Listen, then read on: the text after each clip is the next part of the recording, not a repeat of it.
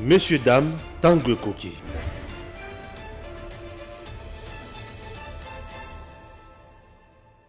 Chers compatriotes, nous sommes là toujours pour vous informer. Namayemanso maleki na mboka na biso to kolobela makambo matali obe toujours d'insulte to injure ya Martin Fayulu manifestation marche à Salaki oyo nyonso elekanaki chers congolais et vous allez mutuya makasi to kota na mozindo ya makambo nyonso wana. Rentrée parlementaire en République démocratique du Congo.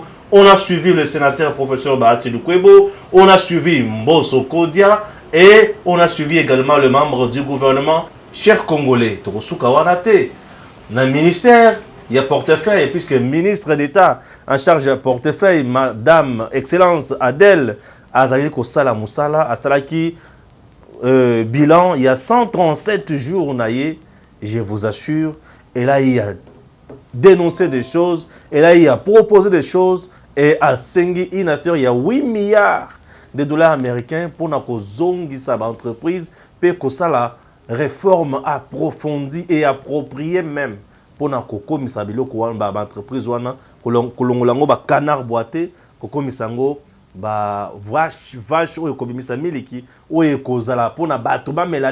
mais pour la libenga ya l'État, et tonda, et vimba, je suis avec Maître Bazin Pembe. Bonjour. Bonjour Ndeko Stéphane. Oui, ça va. Tozali malam, tozali kopesa pe ba Congolais nyonso to ba kozwa ndingisa ya kolanda biso na mayosili ko inscrire na ordre du jour ya lelo. To ba d'abord na rentrée parlementaire. Et puisqu'on est des institutions déjà, to ba na rentrée parlementaire, to landa ki discours ya président Bahati Lukwebo, to landa ki lisusu discours ya Mbosso Kodia. Je demanderai d'abord à Gim Sachi Labiso discours, ton message oyo le président du Sénat Bahati Lukwebo a Kendaki Kopesa à l'occasion de l'ouverture, il y a session à niveau, il y a Sénat.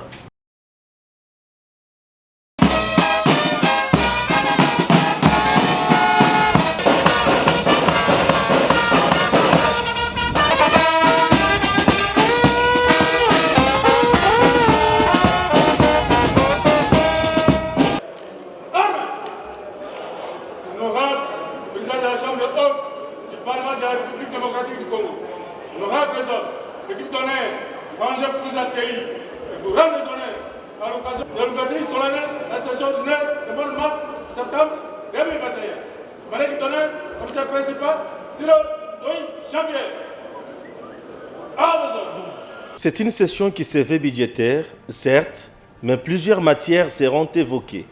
Dans son discours d'ouverture, l'honorable président du Sénat, professeur Modeste Bahati Lukwebo, a fait un état des lieux du pays dans tous les secteurs de la vie nationale, de la situation sécuritaire au social de la population en passant par l'économie et l'éducation, la santé notamment. Le président du Sénat a noté des avancées significatives sous l'impulsion du changement voulu par le président de la République, Félix Antoine Tshisekedi Tshilombo, à qui il a rendu un vibrant hommage pour les efforts consentis, tout en soulignant que beaucoup reste encore à faire pour l'amélioration des conditions socio-économiques de la population. Je rends un hommage particulier au chef de l'État, Félix Antoine Tshisekedi Tshilombo, commandant suprême des forces armées et de la police nationale congolaise, pour son implication personnelle qui lie la parole à l'action telle que promis lors de sa campagne électorale afin de ramener la paix dans l'est du pays. Je rappelle à la classe politique le respect des engagements, la culture de la paix et de la réconciliation, l'esprit de tolérance et d'alternance qui doit l'animer constamment. Il est temps que notre pays dépasse le stade des querelles politiques pour se concentrer enfin sur les vrais problèmes du peuple, notamment la pauvreté, le chômage, l'éducation, la santé, les infrastructures, l'environnement, bref, les problèmes de développement socio-économique du pays. Abordant les sujets brillants de l'heure, notamment la désignation des animateurs de la CENI, Modeste Bahati a appelé tous les acteurs impliqués dans le processus à transcender leurs divergences pour l'intérêt commun.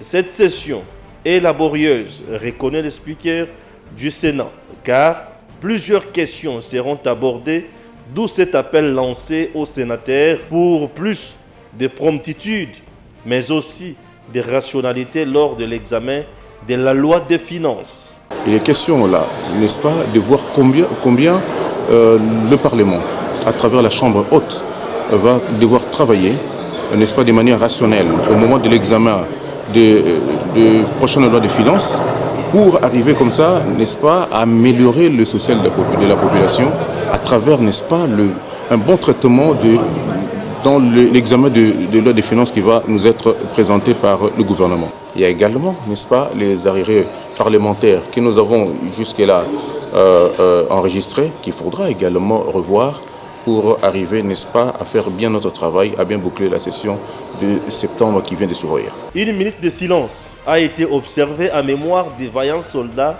des FRDC qui perdent la vie au front et en mémoire du patriarche Gabriel Kyungu Akumanza et d'autres victimes des atrocités dans l'est du pays et de la pandémie du coronavirus.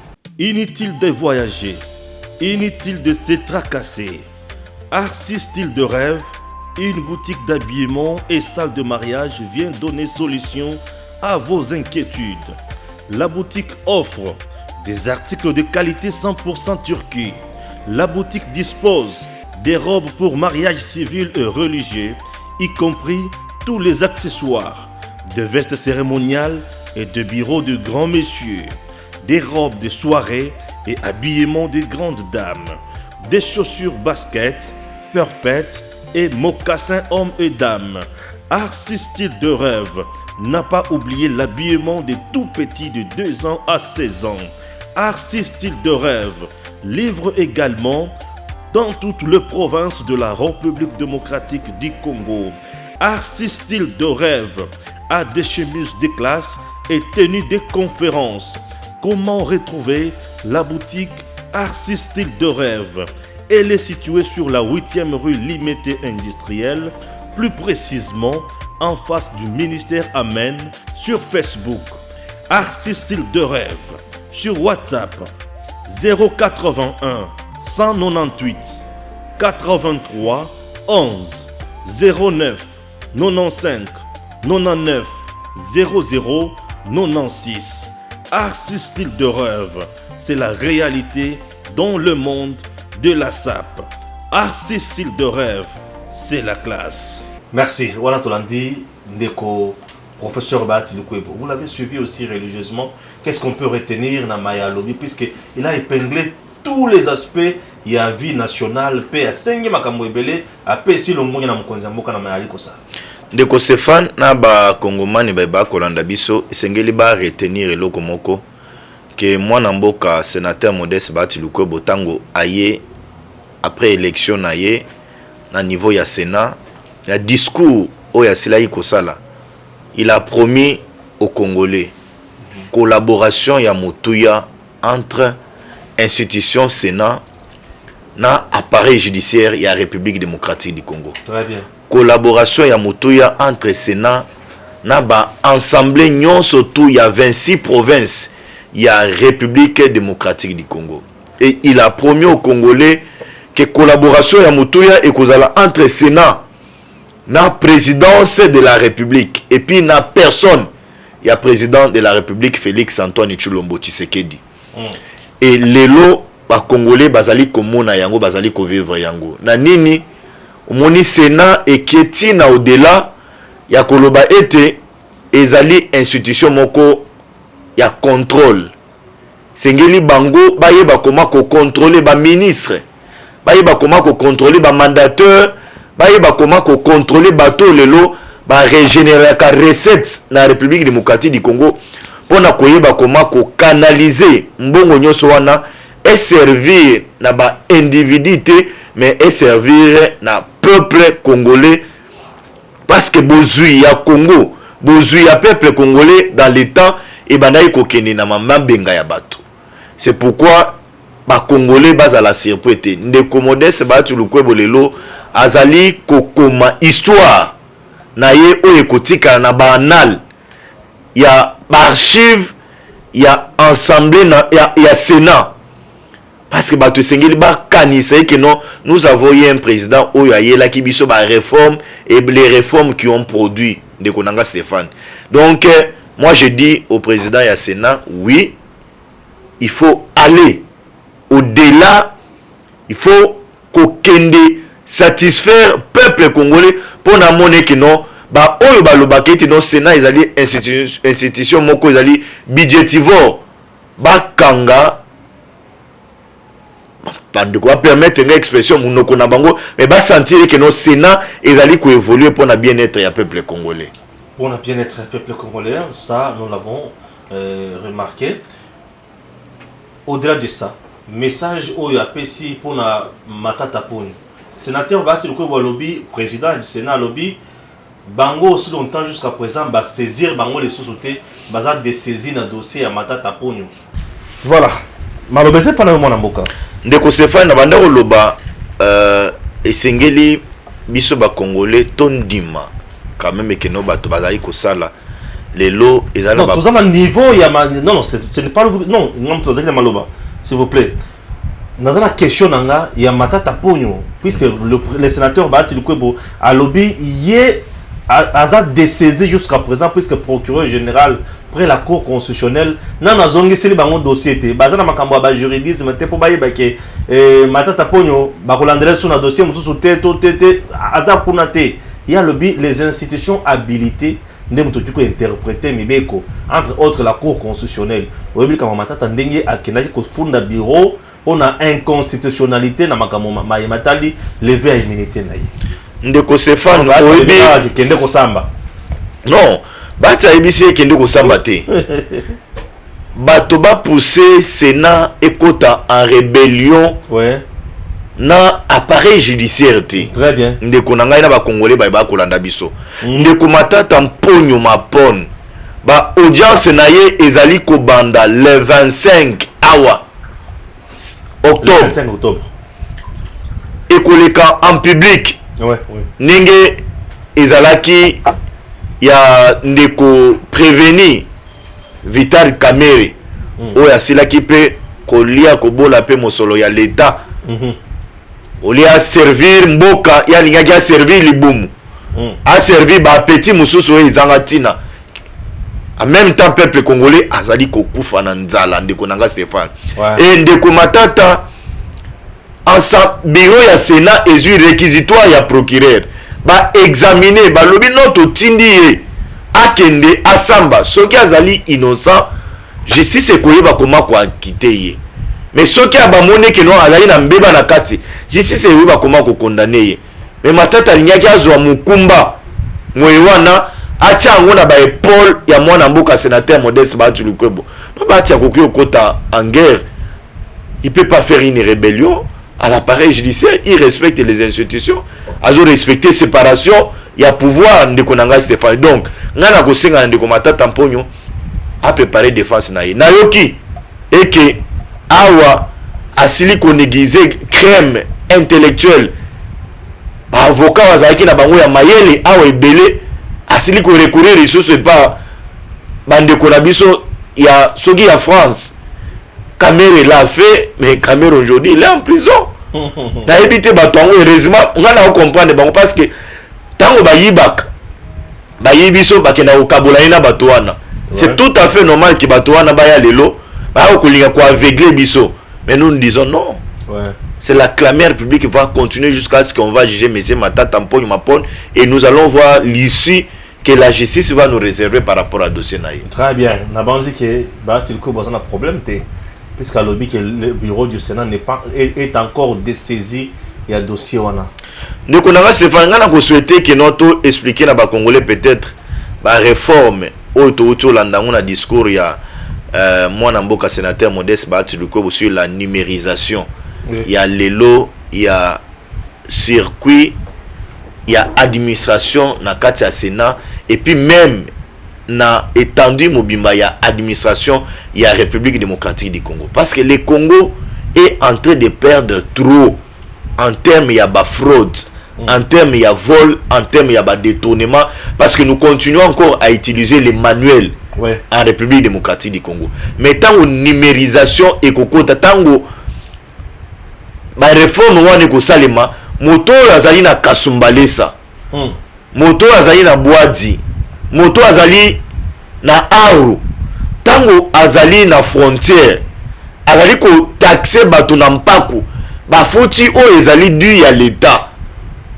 Sur les champs moto azali na machine en face na ye à côté ça oui que non na zui taxe ya $10,000 et que traçabilité ezali et comité et pas ministre ya finance qui moyibe kozala lisusu te, qui moyibe kozala lisusu ndeko. Donc ce sont les choses qu'il faut expliquer na ba congolais. Ba réforme ezali ko sali malelo na Sénat, ezali ko profiter quand na institution à Sénat, non, ça profite aussi aux Congolais.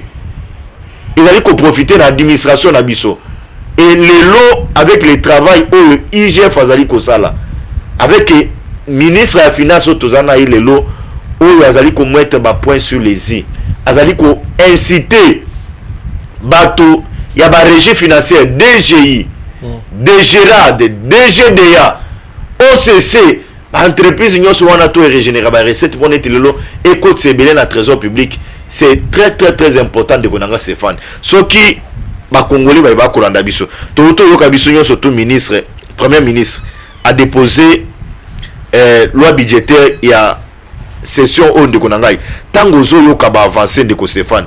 Bazali ko yebisa biso na landi naza na ngwa pona na kosa ba congolais te alobi 20 milliards de francs congolais, soit environ 10 milliards pour na budget na biso.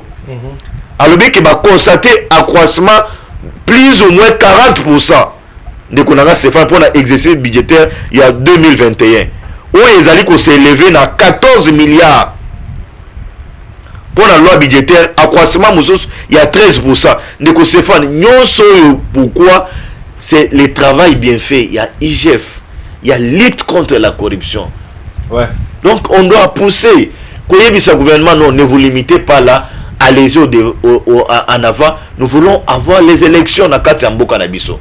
Bien-être et peuple congolais. Insécurité, les lots, et allez envahir le biso na Esamboka Nabiso. Et Sengele, si l'andekonanga Stéphane, nous allons applaudir, nous allons faire autant. On n'est pas encore arrivé, mais tous allez qu'on mouké, jusqu'à ce que le monde, même l'Afrique, à cause de étonné na budget Congo et cause na horizon 2023. Très bien. Fabien Kouswanika, olobinini na ndenge Fayulu afingi bato na Congo, afingi ba policier, afingi Félix, a révélé makambo ye moko ayebi. Hein, Fabien Kouswanika, olobi le moko te po yo mutema mabe ya yo et comment on dirait ba tungula ya tungula ya yo pesa mutema mabe za na décret ya kosakana te. Olobi ke Congo Kabila tikaki yango na niveau oyo Félix akitisi yango. Maloba d'abord à Fabien wana munya ngondengeni. Non, d'abord c'est Fabien Kouswanika mikolote. Non, d'abord c'est un mensonge. Kabila tika Congo boyo Fabien lebi Félix akitisi yango. Naza koyebisa baiba kolanda biso. Moi j'aimerais pas répondre na ndeko wana. Na koyebisa baiba kolanda biso ndeko nanga Stéphane. Kabila nous a laissé avec un budget de combien dans ce pays? Mais Félix Tshisekedi vient de réaliser un budget de 10 milliards. C'est exceptionnel.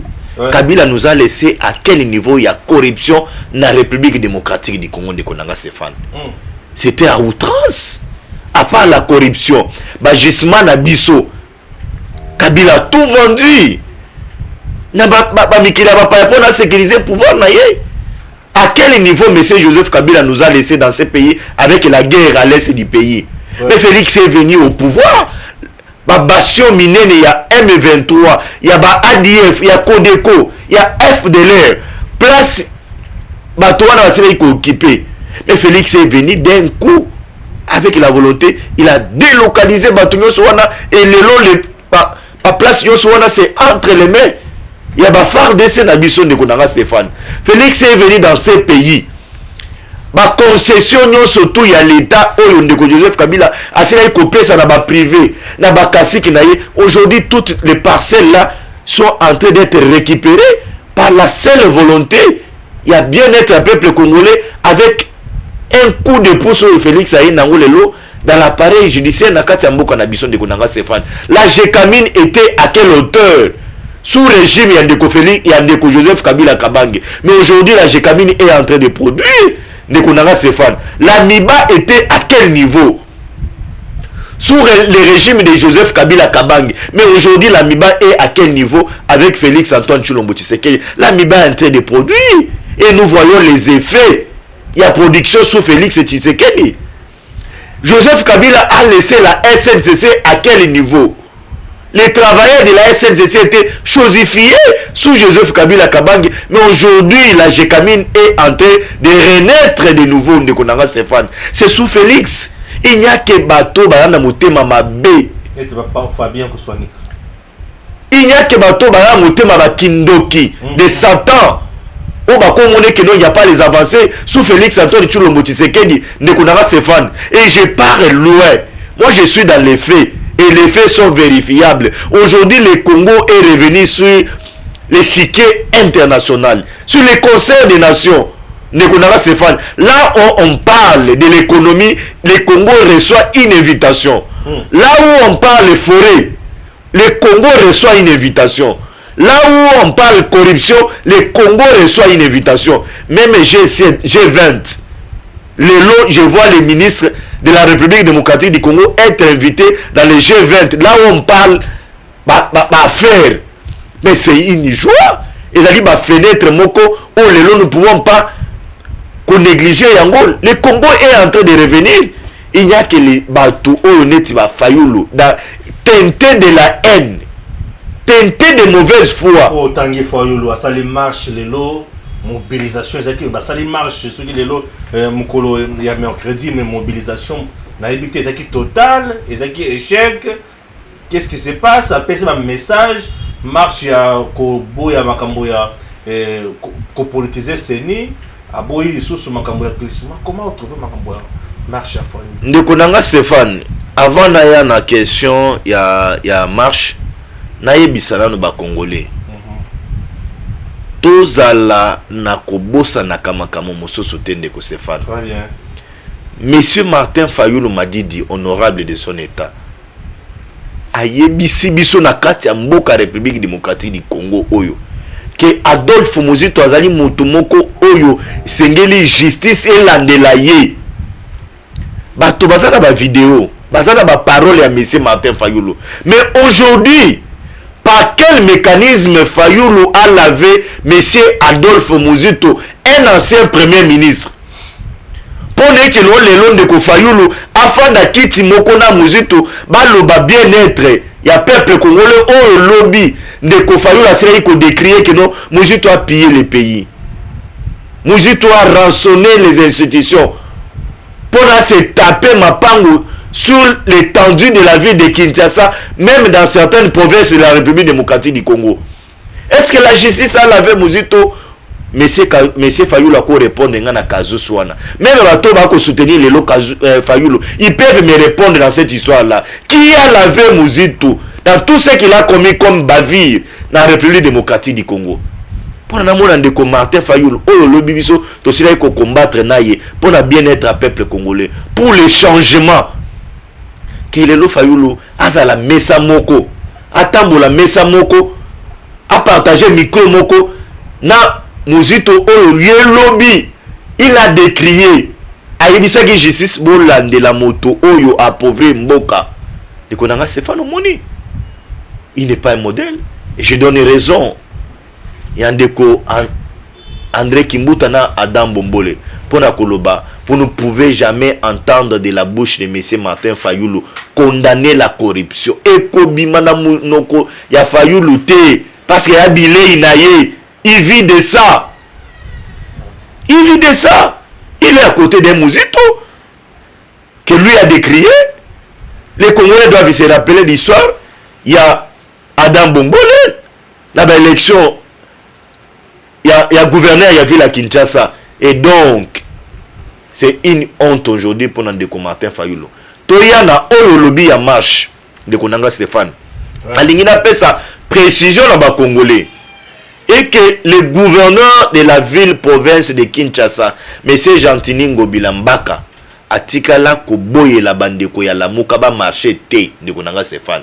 Il y a une lettre où le gouverneur a signé pour autoriser la marche. La date il y a le 17. Bango basera qui date il y a le 15. Gouverneur tanga yambi bango. Ayebisi bango, oui, je ne suis pas d'accord pour la date il y a le 15 parce qu'ils allaient rentrer parlementaire. Sénat bako siéger, Assemblée nationale bako siéger. Je souhaite que Bino bon marché parce que c'est votre droit constitutionnel bon marché la date il y a le 15. Mais il y a le 17. Mais Fayoulou dans sa tétitesse na koluka baise. Ouais. Il a fait un fiasco. Ah, ça fiasco. C'est une honte de Konanga Stéphane. C'est une honte de Konanga Stéphane. Les images sont là. Ça ne vient pas de moi. Bilili, Gimsa ko balancer les bêtes tabiso Bilili de Konanga Stéphane. Comment okoki ko ça la marche na kati ya mutuka ya jeep na yo? On ne fait pas la marche na kati ya mutuka. Marche et ça les maka ma bolongo faut ça la yo passe. Ba pata makole sengele ça la yo passe. On met la maille au sala physique au sentir que non ba cuisse na yo échauffer qui au kimi mbangu au yebisi ba militaire na yo oui attention la police est à liboso attention boyina boy mais le monsieur était à l'intérieur de sa voiture. Il était à l'intérieur de sa voiture. Mais ce qui est encore aberrant et de Konanga Stéphane même kokendeti au-delà il y a ko qualifier police nabiso ba bololé.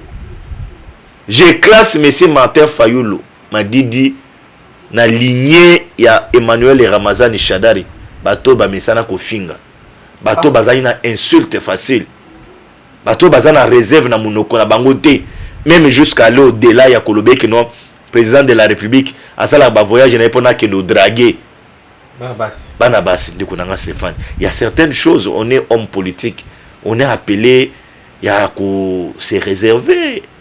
Hein? Il y a qu'à se réserver de Konanga Stéphane. Et à Bilo Moussou Kolo Baté. C'est une bassesse. Congolais à mon genre. Il y a président Otolingeto Zanango. Heureusement, Dieu est bon de Konanga Stéphane. Ah, Dieu est bon. Le Seigneur nous a révélé avec Shadari qu'il faut faire attention avec Shadari. Il risque de vous amener les insultes na sommet ya mboka. Et le Seigneur Jésus-Christ vient encore de nous révéler Motomoso sur la langage facile, insulte facile de Martin Fayoulou Madidi. Azali ko finga sans réserve, afinga ka sans réserve. Na habité bana bakoko, bakokololo ya de Martin Fayoulou tamba oyoka et que non abimisi bololé ba ofinga ba police bololé na bino et puis na kati ya moto ka yo kangisana muzito munoko kanga munoko ngani moto nazo conduire ngani moto nazo commander mais ça c'est grave c'est grave. Il est trop dictateur. Il y a pas bon le dire qu'il est trop dictateur ngana ou qualifier que non il est un dictateur mais il est il est trop caractérisé par l'immaturité. Ah bon? Oui, même c'est de l'immaturité. Au Kolobani, une émotion de Stéphane. Ngani na aboye. Insulter pour moi c'est très difficile. La cause de la dérapage, na kati monoko nanga mais kobimisa bololé, kobimisa ko draguer. Est-ce que un président de la République marié officiellement et le chef de l'État a toujours voyagé accompagné de la première dame, de la distinguée première dame, Madame Denise Nyakero Tshisekedi. Ok, nous le président a voyagé pour nous draguer. Ça peut être, ça c'est grave. Ça peut constituer un motif, il y a infraction.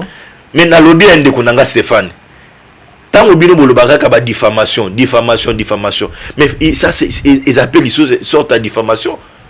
Tu sais comme cette histoire a lésé Maman Denise, Mobali Naye a voyagé kapona ke no luka bien-être ya peuple congolais.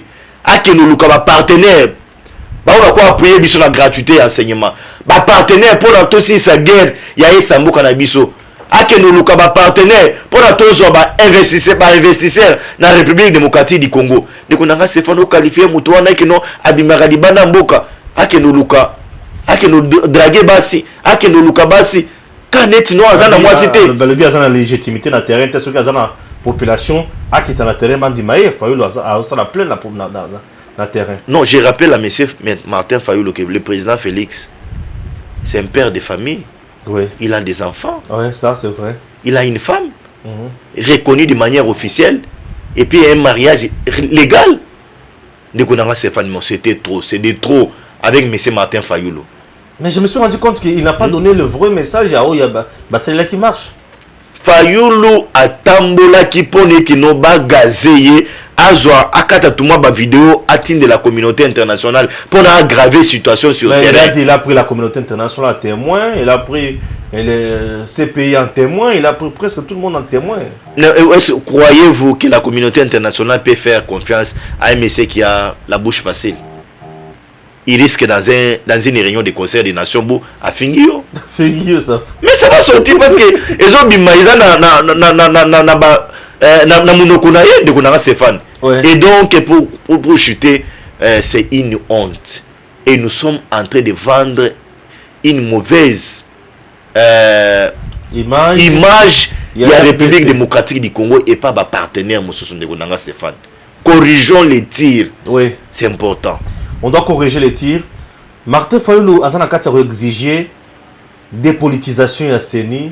En même temps, ils ont dénoncé glissement en 2023. Biso dans le regroupement politique AFDC, na mwana mboka sénateur Modeste Batuluko Butulubaki 2023 ils allaient ligne rouge. On doit traverser yango azalité élection parce que nous avons un bilan et nous avons un programme à présenter à ce peuple congolais. Ndekonanga Stéphane. Le président a un bilan. Le président a un bilan. Mais je m'irai ici. Ndekonanga Stéphane. Naïebisa na peuple congolais. Mais par rapport à d'abord, il y a Fayulu Senga. Dépolitisation à CENI et puis pas de glissement en 2023. Non. D'abord, on a Senga na Ndeko Christophe Mbosso. So na prononcé comme on a même abété président il y a Assemblée nationale. Na yoki na discours na ya ouverture à lobby était la question de la CENI, c'est une question primordiale, une priorité. Je dis en Bosso, nous le peuple, biso peuple congolais, tokotika yo ola la kinyate tant que to moni on a noté ou entériné ba procès verbaux ou la confession parce qu'il faut travailler pour la question il y a CENI. Nous voulons avoir les élections. Le gouvernement nous a promis qu'il y a l'argent. Ndeko Nicolas Kazadi, il nous a dit Bazaliko tiens moqué pour la élection. Et le premier ministre vient d'entériner cela pour dire dans les 10 milliards, il y a aussi l'argent du recensement, il y a aussi l'argent de l'élection en 2023. Donc nous sommes apaisés.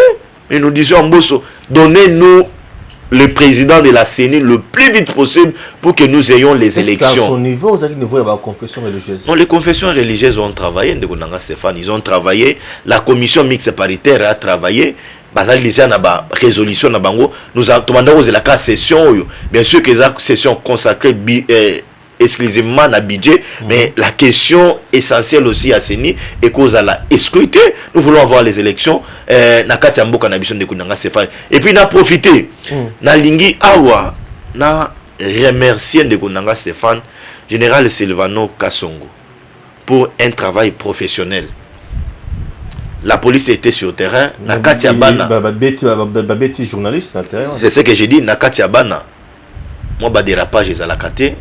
Mais spontanéité oyo à la kisi kokende kokanga policier oyo wana parce que les policiers ont été instruits ba déraper mais il a arrêté les policiers et aux arrêts et je rappelle Nandeko bandako cité comme na yawa est-ce qu'il a entendu sous le régime de monsieur Joseph Kabila Kabange après ma marche les policiers Fabien Kouswanik oui bas à aux arrêts. Et les frères dont tu es en train de citer les noms, c'est un Congolais, mais il est en train de soutenir aujourd'hui Fayulu par des souches linguistiques. Ah, tribal, c'est ça? Oui, évidemment. Donc, je salue ici professionnellement à la police. Je salue le général Kassongo. Il est allé même visiter journaliste Nabino dans l'hôpital. Mais rappelons ici, tous ces voilés fastés. on a agressé les journalistes, on condamne cela, mais les journalistes aussi, Patient Ligodi, il a aussi il a des tendances, Fayoulou, parce qu'il est des Bandundu, c'est son droit. La liberté, non, mais on comprend tout quand on papier au patient, ça là, na niveau il y a RFI, na niveau il y a média na ou actualité.cd, on voit total là, on voit comment ça n'a pas penchant. En rapport avec les pouvoirs en place, nous lisons, nous voyons toutes ces choses-là, Ndeko Stéphane. Azali net, vous attaquez les régimes sur Maramozo Tamboulate. Non, mais ça ne marche pas, on dit. Hein. Oui, non, mais lui patient. Opposant aussi des idées. Hein. Oui, mais lui patient, il est très dur envers les pouvoirs en place. Il n'y a pas que patient, il y a aussi Stani Boudjakira, tout le monde a Rabango. Voilà, ils ont Makamona Bango, pencher na Bango, Balandeli Yango. Nous, c'est que nous dénonçons les menaces contre les journalistes dans la torture. Pourquoi? Puisque Moutou a sali marche non autorisée et sali fayoul. En principe, Moutou a sali a troublé l'ordre public et les journalistes c'était fayoul. Mais comment on peut laisser fayoul ou a troublé l'ordre public? A fingi Mokonzamboka, a fingi les policiers, yé ba batelier na Moutou comme les journalistes sont brutalisés. Je ne comprends pas. Non, Ndeko Stéphane, na ABC peuple congolais wazali kolanda biso que Ndeko Martin Fayulu avait un programme déjà prémédité. Son souci avec bébé santé na yo abandai ko accompagner bébé santé ndena Adolphe Muzito. Adolphe Muzito comment bébé santé? Oui, depuis longtemps. C'est Kizenga qui l'a fait azala na place azali le loana mais il est un grave vis-à-vis abandé ko Palou. Comment ça? Mais Kizenga est allé na tombe mais il y a le mois déjà na Palou. Non, Ndeko Stéphane. C'est Kizenga qui est allé ramasser M. Muzito pour na commissaire na ba place nyon sur le loba échelon nyon surtout à traverser a même etine à niveau primature. Kizenga est allé bakundi etine bakundi Muzito ne s'est jamais incliné na tomba Kizenga. Au contraire Muzito c'est parmi les gens où basale que le lo Palou ezala na ita ezali c'est grâce à Ndeko Godefroid Mayobo le lo Palou ezali ko renaître de nouveau avec la volonté politique du président Oyaboyi ko dédoubler ba parti politique de Kodanga Stéphane biloko mususu na Ndeko yo bandako cité comme na wana ce sont les choses où il s'engele pas à dénoncer Fabien Gosoni. Oui, il a appelé aussi à dénoncer toutes ces choses là de Kodanga Stéphane. Moi je dis du respect, c'est un Congolais na la respect naie mais apparemment Atika Lempe cohérent na biloko naie il doit aussi savoir que la qui ça bien fait ou les lois ils allaient sous régime à Félix parce que tango na poto bako benga naie akokeni na Rwanda te akokeni na Uganda na nini na Burundi te akokeni na Angola te il retournera dans son pays. C'est ce que nos frères qui sont en Europe oh iloko ba ignoraka toi na mboka sebo bele moko République démocratique du Congo ngana botami congolais na okufa na Congo ndeko na Stéphane soko kati makila na yoka makila ngi ko ganga Congo. Je suis appelé à sécuriser patrimoine o ezali ya ngai. Je suis appelé à sécuriser ba symbole ya biso drapeau na biso ba emblème na biso nyonso to y compris le président de la République.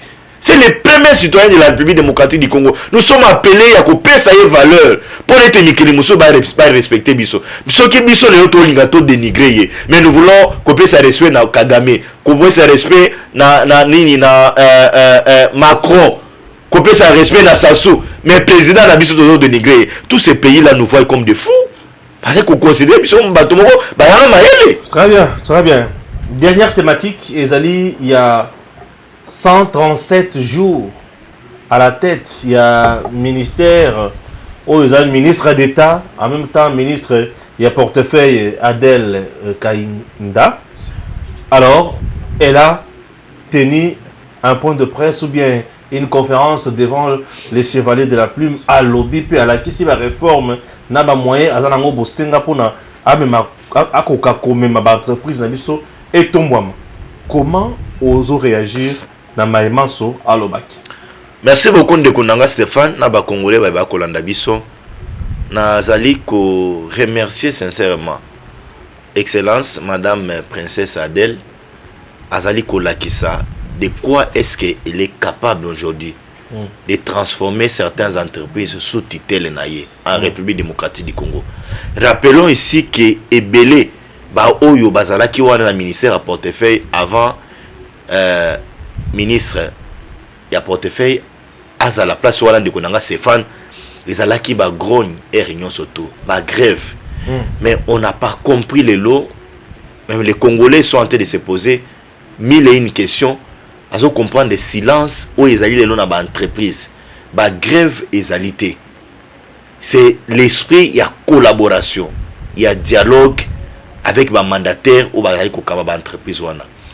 Madame Princesse Adèle, je comprends que Nazali Nakati ya Mayele na été, mais je comprends que c'est comme si Azali na logique moko de dialoguer beaucoup avec les syndicalistes pour na ko jauger oyo ezalaka souci ya ba travailleurs. C'est pourquoi les lots kimia ezali na ba entreprise wana. Elle a fait 136 jours naïe de Konanga Stéphane et Bélia ba journaliste bazalaki wana. J'ai suivi aussi l'image, j'ai vu aussi les images, mais je peux vous dire dans l'opinion les gens ont apprécié cela. Bah apprécié biloko et Bélin de Konanga Stéphane. De 1 oyo na uto yebisa yo ba marche ezalité. 2 de Konanga Stéphane moi ba innovation. Après réveil à portefeuille. Asila ikoyebisa ba mandataire nyonso keno ngandenge na ye. Je viens pour servir le peuple congolais et je vais vous assigner un contrat de performance de Konanga Stéphane. Et aujourd'hui nous sommes en train de voir il y a eu des problèmes, je rappelle à l'opinion qu'il y a eu des problèmes à la RVA, mais d'un coup comment elle l'a résolu, les gens n'ont pas compris de Konanga Stéphane. Et elle est allée même au-delà. Il y a qu'au doter l'État, les lots n'a pas titre. L'entreprise, surtout les acquis n'a pas titre, c'est cette dame-là. Mais je n'ai rien qui n'a plus na kosenga so ya kolanda biso. Sengeli a télé na élément wana. C'est très important parce que les lots, entreprise neti onatra. Ceux qui basayi na ba titre de propriété, ils peuvent contracter une banque. Et banque a payé bango crédit, ba koki ko hypothéquer ba titre wana.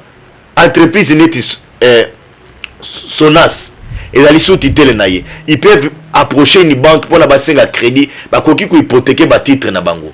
Et elle est allée même au-delà de Konanga Stéphane. Et toutes ces entreprises nyonso wana bazana ba école. Elle a envoyé les gens sur le terrain pour n'être no bato banque était ba ba titre nini ba école nyonso wana bazalaka. Ba mbongo nyonso to ebimaka wana est-ce que servira kana l'état? C'est sous sa gestion. Nous disons à l'excellence au communauté, il faut travailler kokendo de là pour n'être nos Congolais à se retrouver sous gestion na yo. On a vu aussi effort visite naé na cette société si minière encore, c'est Kamoa si je ne me trompe pas. Kamoa, on a vu descente naé et les résultats aujourd'hui sont palpables de Konanga Stéphane. Donc nous continuons à remercier l'excellence toujours dans l'activité naé de loin. Je pense que elle a encore beaucoup à faire. Elle a le peuple congolais derrière elle à travailler pour le bien-être et le peuple congolais et congolais wana akozala reconnaissant vis-à-vis na musala oyo azali kosala lelo sur terrain. Elle demande ou bien elle a besoin aujourd'hui à 8 milliards de dollars américains pour relever l'entreprise nyonso oyo komi ba canard boité. Est-ce possible 8 milliards wana ekuta na entreprise wana ekuta na l'état congolais to keuta na ba partenaire libanda? Ndekonanga Stéphane, avant toi aborder question il y a 8 milliards wana, j'ai suivi na message na yo azalaki na point de presse, j'ai vu na ba réseaux sociaux même ndekomoko pe atindela kinga document mobimba, mais je peux ici ko sengana excellence que bandeko on attend azali kolela. Pour la question il y a 207 il y a na mbongo moko bango ba obenga ngo 207 o bango ba luka parce que eko aider bango ko futa ba retraité et ko aider bango ko réhabiliter ba infrastructure na bango et ko aider bango ko zongisa viabilité ya ba société na bango. C'est une excellence abunda. J'ai suivi sur la RTNC si je ne me trompe pas qu'elle est en train de travailler avec une banque pour n'être une banque wana yeba comment couper ça bandeko ya onatra na ba syndicaliste mbongo wana que babanda ko exiger moi ils ont appelé ça ceux qui rétrocession pourcentage des alaki belé mais ya sila iko boya ministre sila iko boya lobité et belé beaucoup singa boye ko profiter na société té alobi no ba mekana nous ko revoir nazali ko senga ye a militer vraiment pour cette histoire là et kozala une marque déposée pour naie na ministère ya portefeuille de konanga Stéphane na o etaleli 8 milliards vous avez dit 8 milliards pour na ko relever ba entreprise nyon surtout o lelo e komi ba canal boiteuse pour na lo ba canal boiteux de konanga canal boiteux de konanga Stéphane Sengeli bango ba examiner biloko nyonso wana pour netino mbongo wana tango ekozwama et ba comment ko faire renaître ba entreprise nyonso wana et pona ezonga et salisa bango ndeko nanga Stéphane et mbongo wana ekozala selon ndenge nalandaki ekozala kaka pona kofuta ba salaire te ekozala pe pona ba réhabilitation ya ba infrastructure lelo oye komi na état de délabrement moko très avancé. Donc c'est un travail selon ndenge nalandaki et la travaillé avec les experts ya Copirep. Donc na kosinga na gouvernement congolais na ndeko Sama Lukonde c'est parmi les ministres au lelo isengeli autant la mise ebele parce que bazali kosali sayo c'est na président de la République Félix Antoine Tshilombo Tshisekedi c'est parmi ba ministres lelo Mokonza Mboka o isengeli potala parce que elle est en train de travailler na vision na yo ya lutte contre la corruption ya bien-être à peuple congolais kozongisa ba entreprise nyonso tout lelo o esila ikokufa. Je rappelle ici na opinion azali kolanda biso et même la Miba aussi ezali sous tutelle naye la Jekamine ezali sous tutelle naye et ndeko nanga Stéphane ba entreprise nyonso wana tout ya ba auto ba bengi ba censeur ba to ba bengi ba administrateur bazala kité na époque Kabila babandaki au travail koyela information malongi pas ministre té mais elle sila ko la discours na ejeli elle a envoyé les lobatonyon sur le terrain. C'est une bonne chose, nous disons coup de chapeau à l'excellence. On n'est pas encore arrivé, mais petit à petit, elle est en train de travailler parce qu'elle a que 136 jours, si je me trompe. 137 jours. Donc, Stéphane. Bon, là, c'est tous les samedis, hein, 137. Le dimanche, comme elle ne travaille pas, le lundi, 138, mardi, 139, mercredi, 140. Et c'est jeudi, c'est 141 jours. Oui, voilà. On essaie un peu de comptabiliser les oui, c'est pour l'encourager. Oui, Sengeli ko encourager à travailler. Elle a encore un chemin à parcourir. Le ministère à portefeuille. Et je sais qu'elle croit aussi à Dieu. Avec Dieu, rien n'est impossible. Voilà, surtout ça. Que Dieu vous garde, surtout Madame Ministre d'État, Princesse Adèle Kainda. Voilà. Donc, comme la souka émission Nabiso, votre dernier message pour la Lelo et Banzi que vous allez montrer mingi pour le peuple congolais. Merci beaucoup Ndekonanga Stéphane. Na kosenga pour la question pe ya visibilité na ndeko tango kubanda kocha ba risepe moi ba image ya mokonzi Adali ya Kobimawa mokonzi ya Kobimawa Princesse Adèle ya Kobimawa kutu couleur na ya la tage belé c'était à la télévision. Merci beaucoup. C'est toute une télévision, ne vous en faites pas. Merci beaucoup Ndekonanga Stéphane pour la invitation. Nzambe apambola biso nzambe apambola Congo to soutenir mboka na biso na mboka mosusu te au Belle République démocratique du Congo. Merci et à très bientôt.